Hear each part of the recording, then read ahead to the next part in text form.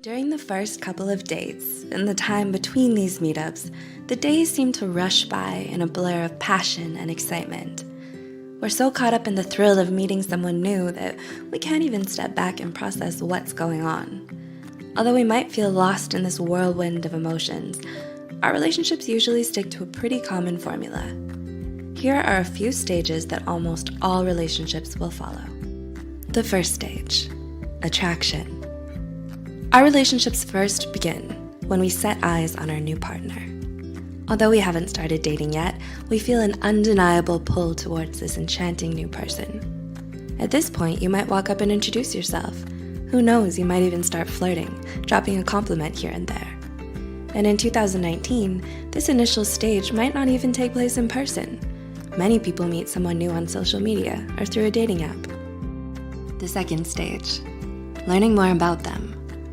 Once we're attracted to someone, we usually feel a desire to learn more about them. Sometimes we discover more about this person through conversation, and sometimes we learn more about them after checking out their social media profiles.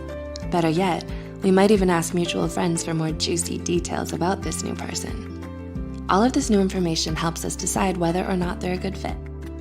The third stage, building comfort and trust. In an article published by Oxford's Department of Experimental Psychology, comfort and trust was identified as a major stage in all relationships.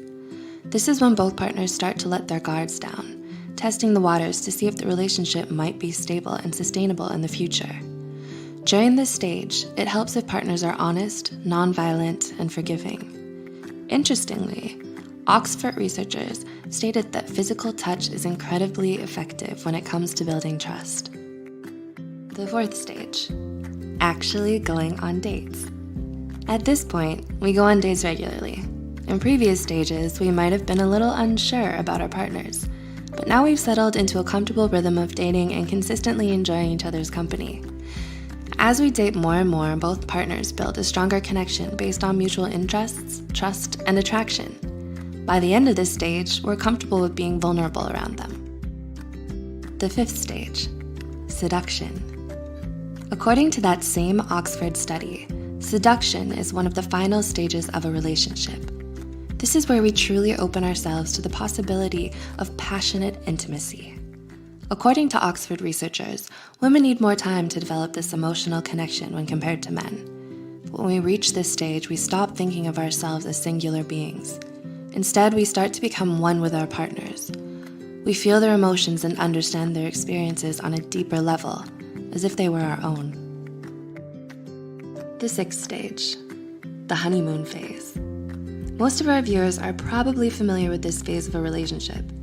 In the first 6 months or so, everything seems new in a relationship, and this could be explained by scientific studies. Researchers tested nerve growth factors and cortisol levels of couples within the first few months of a relationship. These levels were very high, resulting in feelings of euphoria and reduced stress. But when they tested those same levels 12 to 24 months later, the levels had returned to normal. This suggests that relationships are only truly tested after the honeymoon stage is over and the physiological love cocktail has worn off. The seventh stage, the doubting phase. This is the make or break stage for relationships. Doubts usually start to creep in after a few years, and making it this far is a real accomplishment. But the biggest hurdle is yet to come. You need to overcome all of these doubts if you want the relationship to succeed. Partners might start worrying about the unknown future, their individual career paths and interests, and whether or not their partner fits into all of this. If it's not meant to be, it'll become obvious during this stage.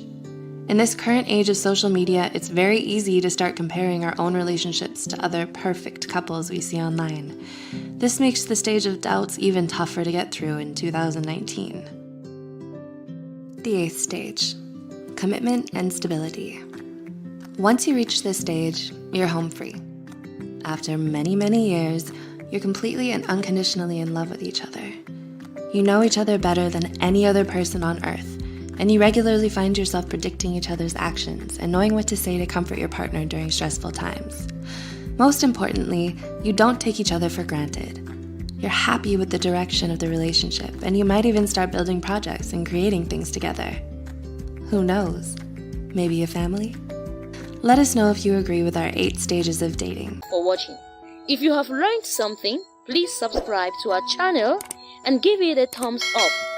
And don't forget to leave a comment in the comment section below. And turn on the notification bell to be the first to get notified for our next videos. And if you are on phone or on tablet, don't forget to like and subscribe and turn on the notification bell as well. And help us share with your friends and family. Thanks.